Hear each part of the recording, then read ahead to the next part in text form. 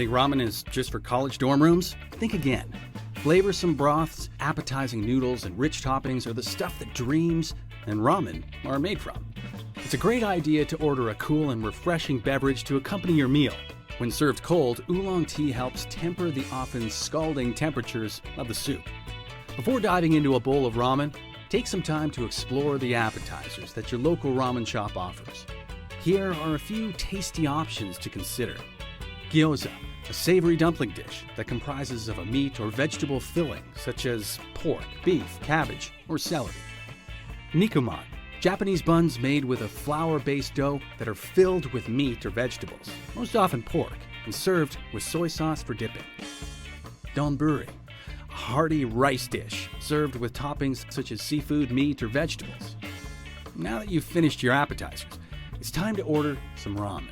When ordering ramen, use this simple equation. Broth plus noodles plus toppings equals ramen.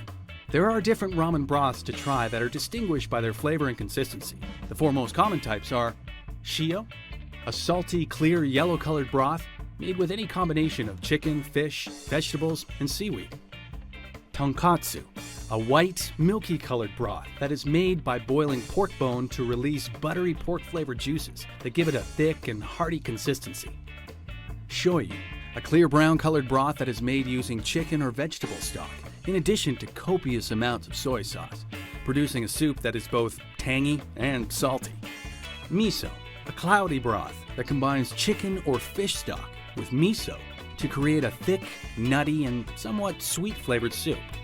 After you've decided on a broth, your chef will choose the noodle that goes with your style of ramen. In most cases, a ramen shop will use one type of noodle for all of their ramen dishes. We're almost done creating the perfect ramen. The only thing left is to select some toppings. Meat is a great place to start. You can also try some fresh seafood options. If you're steering clear of meat and seafood, just add some vegetables. Also, consider adding egg, either soft-boiled or soft-cooked. And for that extra kick, add some spice to your ramen. When your ramen arrives, it's time to dig in. Eat your ramen as soon as it's served, or you'll run the risk of your noodles becoming too soft and soggy. A popular technique to avoid a burnt mouth is to slurp your noodles. Slurping helps cool the noodles as they're eaten. I know what you're thinking. In most settings, slurping is usually considered rude, but when it comes to ramen, slurping is actually a sign of appreciation, letting the chef know that you are satisfied with your meal. All slurping aside, chopsticks are the traditional tool for eating ramen. Using a pinching motion to secure a portion of your noodles, bring the noodles to your mouth.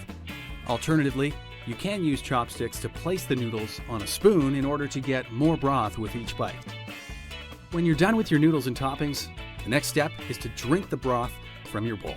However, if you're still hungry, ask for kedama. This is a serving of extra noodles that will be added to your leftover broth. And remember, your meal can only be considered finished when your bowl has been emptied.